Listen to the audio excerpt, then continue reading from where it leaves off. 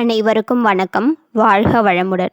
இன்றைக்கி நம்ம சேனலில் ஓரெழுத்து ஒரு மொழி தான் பார்க்க போகிறோம். ஸோ வாங்க, ஓரெழுத்து ஒரு மொழிகள். ஸோ இது வந்து ஸ்கூல் புக்கில் இல்லாத எக்ஸ்ட்ரா இருக்கிற பாயிண்ட்ஸஸ் என்னென்ன ஓரெழுத்து ஒரு மொழி அப்படிங்கிறது தான் இந்த வீடியோவில் ஃபுல் அண்ட் ஃபுல் நான் சொல்ல போகிறேன். ஸோ வீடியோவை முழுசாக பாருங்கள். ஸோ முதல் எழுத்து சூ. ஸோ இந்த சூ அப்படிங்கிறதுக்கு ரெண்டு பொருள் இருக்குது. ஒன்று சுளுந்து, இன்னொன்று வான வகை அப்படின்னு சொல்லியிருக்காங்க. அப்போ சூ அப்படிங்கிற ஓரெழுத்து ஒரு மொழிக்கு சுளுந்து, சுளுந்து, இன்னொன்று வான வகை, வான வகை அப்படிங்கிற பொருள் இருக்குது. அடுத்து சே. சே அப்படிங்கிறதுக்கு சிவப்பு, காலை, தூரம், அதாவது சேய்மைன்னு சொல்லுவோம் இல்லையா, சே அப்போனா தூரம். எருது அப்படிங்கிற பொருள், இன்னொன்று அழிஞ்சில் மரம் அப்படிங்கிற பொருள். அப்போ சே அப்படின்னா சிவப்பு, தூரம், காலை, எருது, அழிஞ்சில் மரம் அப்படிங்கிற பொருள் இருக்குது. ஸோ அப்போ நல்லா பார்த்துக்கோங்க. ஷார்ட்கட்னா அழிஞ்சில் மரத்துக்கிட்ட இருக்க சிவப்பு காலையும் எருதும் தூரமாக போகுது. ஸோ இதை வந்து நீங்கள் ஷார்ட்கட்டாக யூஸ் பண்ணிக்கோங்க. அப்போ சே அப்படின்னா சிவப்பு, காளை, தூரம், எருது, அழிஞ்சில் மரம். ஸோ இதை நீங்கள் ஞாபகம் வச்சுக்கலாம். அடுத்து சை. சை அப்படின்னா அருவருப்பு ஒலி. ஸோ அருவருப்புள்ள ஒரு சவுண்டு, அதான் அருவருப்பு ஒலி. இன்னொன்று கைப்பொருள் அப்படிங்கிற பொருள் வரும். இதுக்கு ஷார்ட்கட் பாருங்கள். சை அப்படின்னா ஒரு அருவருப்பு ஒலி தரக்கூடிய, அதாவது ஒரு கைப்பொருள் அவன் வச்சுருக்கான் அப்படின்னு ஞாபகம் வச்சுக்கோங்க. இப்போ அருவருப்பு ஒலி தரக்கூடிய கைப்பொருளை ஒருத்தன் வச்சுருக்கான் அப்படிங்கிற மாதிரி ஞாபகம் வச்சுக்கிட்டிங்கன்னா ஸோ ரெண்டுமே சேர்த்து வரும். சை அப்படின்னா சை அப்படின்னு நம்ம சொல்லுவோம்ல, சே அருவருப்பு ஒலி தரக்கூடிய ஒரு கைப்பொருள் வச்சுருக்கான் அப்படின்னு. ஸோ அந்த மாதிரி ஷார்ட்கட்க்கு ஞாபகம் வச்சுக்கோங்க. சை அப்படிங்கிறதுக்கு அருவருப்பு ஒலி கைப்பொருள். அடுத்து சோ. சோ அப்படிங்கிறதுக்கு பாருங்க, அரண், அரண் அப்படிங்கிற ஒரு பொருள், உமை அப்படிங்கிற பொருள், மதில், நகர் அப்படின்னு சொல்லியிருக்காங்க. அப்போ சோ அப்படின்னா நம்ம மதில், சுவர், அதாவது ஸோ மதில், சுவர், உமை, அரண், நகர் அப்படிங்கிற பொருள் வருது. இப்போ நல்லா பார்த்துக்கோங்க. சோ அப்படிங்கிற ஓரெழுத்து ஒரு மொழி என்ன அப்படின்னா மதில், உமை, அரண், நகர். அப்போ ஒரு நகரத்தில் ஒரு அரண் இருக்குது, உமை, மதில் எல்லாம் இருக்குது அப்படிங்கிற மாதிரி ஞாபகம் வச்சுக்கோங்க. அதாவது சோனா சோபா அப்படின்னு வச்சுக்கோங்க. சோபா எப்படி நம்ம மதில் பக்கத்தில் எல்லாம் போய் போடுவோம், அப்போ மதில்னு ஞாபகம் வச்சுக்கலாம். நகரில், ஸோ ஒரு நகரில் தான் போய் நம்ம வாங்குவோம். அதே மாதிரி உமை, உமைங்கிறவ வாங்குறா. அரண் ஒரு அரண்மனையில் போடக்கூடியது மாதிரி நம்ம வாங்குகிறோம் அப்படின்னு ஞாபகம் வச்சுக்கிட்டிங்கன்னா இது ஈஸியாக நம்ம மைண்டில் வச்சுக்கலாம். அப்போ சோங்கிறதுக்கு என்னென்ன பொருள் வரும்? அரண்கிற பொருள், ஒரு நகரத்தில் இந்த சோபா வாங்குகிறோம், மதில் பக்கத்தில் போடுறோம், உமைங்கிறவ அதை வாங்குறா. ஸோ இந்த மாதிரி ஞாபகம் வச்சுக்கிட்டோம் அப்படின்னா அது நம்ம மைண்டில் நல்லாவே நிற்கும். அப்போ பார்த்துக்கோங்க. சோனா, அரண், உமை, மதில், நகர். ஞா அப்படின்னா பொறுத்து, கட்டு அப்படிங்கிற ஒரு பொருள் வருது. பொறுத்துனா ஒன்றை ஒன்று பொறுத்துறது, மேட்ச் பண்ணுறது, அந்த பொறுத்து.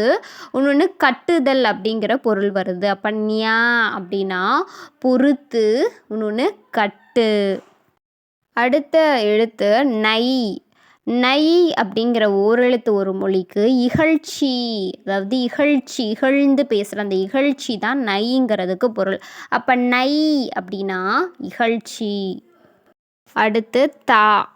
இந்த தாங்கிற ஓரெழுத்து ஒரு மொழிக்கு வந்து பிரம்மா அப்படிங்கிற ஒரு பொருள், இன்னொன்று குபேரன் அப்படிங்கிற பொருள். ரெண்டுமே கடவுள் தான், அதாவது குறில் தா.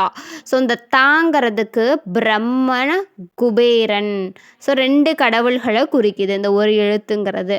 அப்போ தானா வந்து பிரம்மாட்டையும் குபேரன், இந்த பிரம்மனும் குபேரனும் நம்மளுக்கு நிறைய தருவாங்க. ஸோ பிரம்மாவும் குபேரனும் நம்மளுக்கு நிறைய தருவாங்க அப்படிங்கிற மாதிரி ஞாபகம் வச்சுக்கோங்க. அப்போ பிரம்மா, குபேரன் தருவாங்கன்னா தாங்கிற அந்த எழுத்து. அப்போ தாங்கிறது பிரம்மா, குபேரன். அடுத்து தா. ஸோ இந்த தா அப்படிங்கிறதுக்கு கொடுக்கறது. ஏதாவது நம்ம கொடுக்கணும்னா பேனா தா, இந்த புத்தகம் தா அப்படின்னு கேட்போம்ல, கொடு. அப்போ கொடுங்கிற பொருள். இன்னொன்று தாண்டு, தானா தாண்டு. இன்னொன்று அழிவு அப்படிங்கிற பொருள் இருக்குது. இன்னொன்று கேட்பது. ஸோ கேட்பதுங்கிற பொருளும் வரும். அப்போ கொடு, தாண்டு, அழிவு, கேட்பது. ஸோ அப்போ தாங்கிறதுக்கு தாண்டுங்கிற பொருள், கொடுங்கிற பொருள் நம்ம ஈஸியாக ஞாபகம் வச்சுப்போம். அதே மாதிரி அழிவு, கேட்பது. அடுத்து தீ. தீ அப்படின்னா நெருப்பு. இன்னொன்று அறிவு அப்படிங்கிற பொருள். இனிமை, தீமை, எளிமை. ஸோ இந்த பொருளெல்லாம் வரும். இப்போ தீனா நெருப்பு. இன்னொன்று தீய செயல், தீமையை குறிக்கும். இன்னொன்று அறிவு. இன்னொன்று என்ன? அறிவு. இன்னொன்று இனிமை. தீயாக வேலை செய்யணும் அப்படின்னா அறிவாக வேலை செய்யணும். ஓகே, தீயாக வேலை செய்யணும்னா அறிவாக வேலை செய்யணும்னு ஞாபகம் வச்சுக்கோங்க. அப்போ தீனா அறிவுங்கிற ஒரு பொருளும் வருது. அடுத்து இனிமை, இனிமைங்கிற ஒரு பொருள். இன்னொன்று எளிமை. ஸோ அந்த ஒரே வேர்டில் கூட தீயாக வேலை செய்யணுங்கிறதுல நீங்கள் எல்லாத்தையுமே போட்டு கூட நீங்கள் ஞாபகம் வச்சுக்கலாம். அறிவாக வேலை செய்யணும், இனிமையாக வேலை செய்யணும், எளிமையாகவும் இருக்கணும் அப்படிங்கிற மாதிரி. ஸோ அப்போ நெருப்பு, அறிவு, இனிமை, தீமை, எளிமை இதெல்லாம் தீங்கிற பொருளுக்கு வரும். அடுத்து தூ.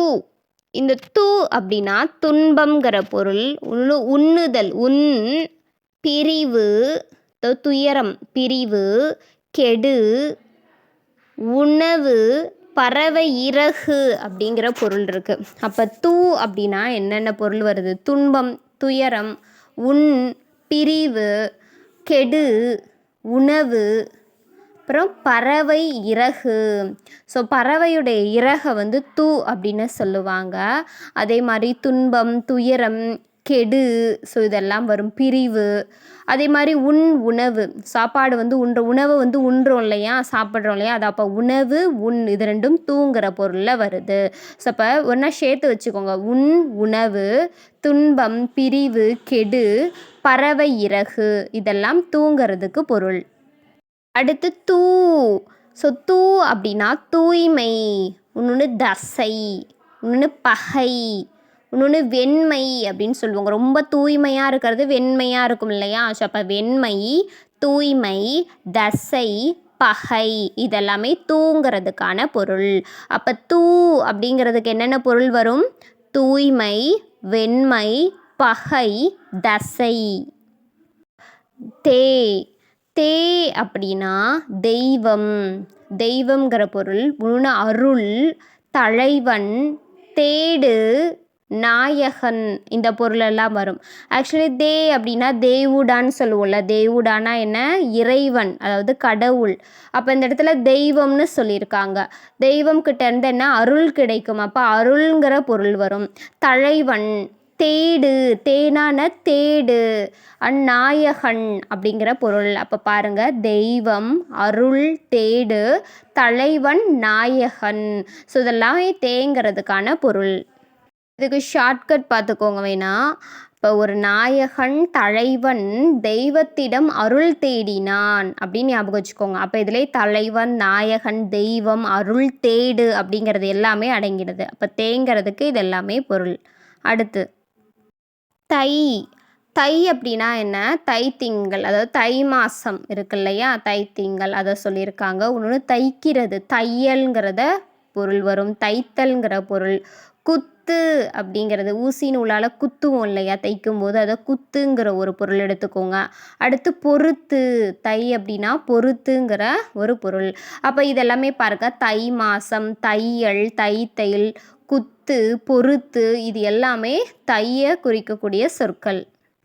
அடுத்து நா. ஸோ இந்த நாங்கிறதுக்கு மிகுதி அப்படிங்கிற ஒரு பொருள். இன்னொன்று சிறப்பு அப்படிங்கிற பொருள் இருக்குது. ஸோ நானா சிறப்பு, மிகுதி. நா. இந்த நாங்கிற ஓரெழுத்து ஒரு மொழிக்கு என்னென்ன பொருள் பாருங்க. நானா நான் அப்படிங்கிற ஒரு பொருள். நாக்கு அப்படிங்கிற பொருள் வரும். சொல். ஸோ நாக்கில் இருந்து தான் சொற்கள் வருது. அப்போ சொல்ங்கிறது. நடு அப்படிங்கிறது ஒரு பொருள். சிக்கு, தாரை, அயலார். ஸோ இதெல்லாமே நான் அப்படிங்கிற ஓரெழுத்து ஒரு மொழிக்கான பொருட்கள். இப்போ பாருங்கள், நான், நாக்கு, சொல், நடு, சிக்கு, அதாவது நடு சென்டர். ஸோ நடு, சிக்கு, தாரை, அயலார். ஸோ இந்த பொருட்கள்லாம் வருது. அடுத்து நீ. இந்த நீங்கிறதுக்கு இன்பம் அப்படிங்கிற ஒரு பொருள், அதிகம், விருப்பம். ஸோ இப்போ நீ அப்படிங்கிற ஓரெழுத்து ஒரு மொழிக்கு இன்பம், அதிகம், விருப்பம் அப்படிங்கிற பொருள். நீ. ஸோ நீங்கிறதுக்கு முன்னிலை பெயர், முன்னாடி இருக்கவங்கள சொல்லுவையா நீ அப்படின்னு. அப்போ முன்னிலை பெயர் ஒன்று தீங்கு, விடு, தள்ளு, நீக்குதல் அப்படிங்கிற பொருளெல்லாம் வரும். அப்போ முன்னிலை பெயர் தீங்கு, விடு, தள்ளு, நீக்குதல். ஸோ இந்த விடு, தள்ளு, நீக்குதல் எல்லாம் ஒரே மீனிங்கில் தான் வரும். நீக்கிறது, தள்ளுறது, விடுதல். ஸோ இப்போ விடு இதெல்லாமே நீங்கிறதுக்கான பொருள். முன்னிலை பெயர் தீங்கு அப்படிங்கிறதும் வந்திருக்கு. அடுத்து நூ. இந்த நூங்கிறதுக்கு பாருங்கள், நேரம்ங்கிற பொருள், புகழ்ங்கிற ஒரு பொருள், தோணி.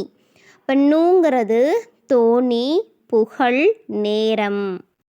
அடுத்து நூ அப்படிங்கிற எழுத்து.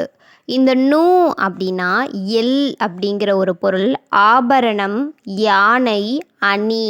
ஸோ இதெல்லாம் நூவுடைய பொருட்கள். இப்போ நூங்கிற ஓரெழுத்து ஒரு மொழி பாருங்கள், எல் அப்படிங்கிறதுக்கு நூ அப்படின்னு சொல்லுவாங்க. ஆபரணம், நூனா ஆபரணம், யானை, அணி. ஸோ இது எல்லாமே நூங்கிற எழுத்தை குறிக்கும். அடுத்து நே. நே அப்படின்னா நேசம், அதாவது அன்பு, நேயம், ஈரம், உழைத்திடு அப்படிங்கிற பொருளை தரும். நே அப்படின்னா நேசம், நேயம், அன்பு, ஈரம், உழைத்திடு. இந்த பொருளெல்லாம் நேங்கிற ஓரெழுத்து ஒரு மொழியை குறிக்கும். அடுத்து நை. ஸோ நை அப்படின்னா இகழ்ச்சி, இன்னொன்று தளர்தல், நகங்கு, வருந்து, நெய்தல் அப்படிங்கிற பொருள் வரும். அதாவது நைந்து போகிறது, நைந்து போகிறதுனா வருந்து போகிறது, நெய்தல், தளர்தல், இகழ்ச்சி, நகங்கு. ஸோ இதெல்லாமே குறிக்கும். இன்னொரு டைம் பாருங்கள், நை அப்படின்னா இகழ்ச்சி, தளர்தல், நகங்கு, வருந்து, நெய்தல் இந்த பொருளை குறிக்கும். நோ. ஸோ குறில் நோ. இந்த நோங்கிறது நோய், வருத்தம், வலி, மென்மை, நொண்டி, துன்பம். ஸோ இதெல்லாமே குறிக்கும். அப்போ நோங்கிற குறில் எழுத்துக்கு நோய், வருத்தம், வலி, நொண்டி, துன்பம், மென்மை இதெல்லாமே பொருள். அடுத்து நோ. நோ அப்படின்னா நோய், வருத்தம், வலி, நொந்து பேசுதல், துன்பப்படுதல் இதெல்லாம் பொருளாகும். அடுத்து நவ். நவ் அப்படின்னா மரக்கலம், மரத்தினால் ஆன கப்பல். ஸோ அப்போ மரக்கலத்தை குறிக்கும். நவ் அப்படின்னா மரக்கலம். அடுத்து பா. ஸோ இந்த பாங்கிற ஓரெழுத்து ஒரு மொழி பாருங்கள், 100, பஞ்சமம். பஞ்சமம் அப்படின்னா இசை ஒலி, அதுதான் பஞ்சமம்னா இசை ஒலி. காற்று, சாபம் இதெல்லாமே குறிக்கும். அப்போ குறில் பா. ஸோ இந்த பாங்கிற எழுத்துக்கு 100 அப்படிங்கிற பொருள், பஞ்சமம் அதாவது இசை ஒலி, காற்று, சாபம் அப்படிங்கிறது பொருள். அவ்வளோதான். இந்த வீடியோவில் ஓரெழுத்து ஒரு மொழிக்கான பொருள் நம்ம பார்த்தோம். இதோட கண்டினியூஸ் அடுத்த பார்ட் 2 வீடியோவில் நம்ம பார்க்கலாம். இந்த வீடியோ பிடிச்சிருந்துச்சுன்னா லைக் பண்ணுங்கள், ஷேர் பண்ணுங்கள், கமெண்ட் பண்ணுங்கள். ஞாபகமாக நம்ம சேனலை சப்ஸ்கிரைப் பண்ணிக்கோங்க. தேங்க்ஸ் ஃபார் வாட்சிங். Bye bye.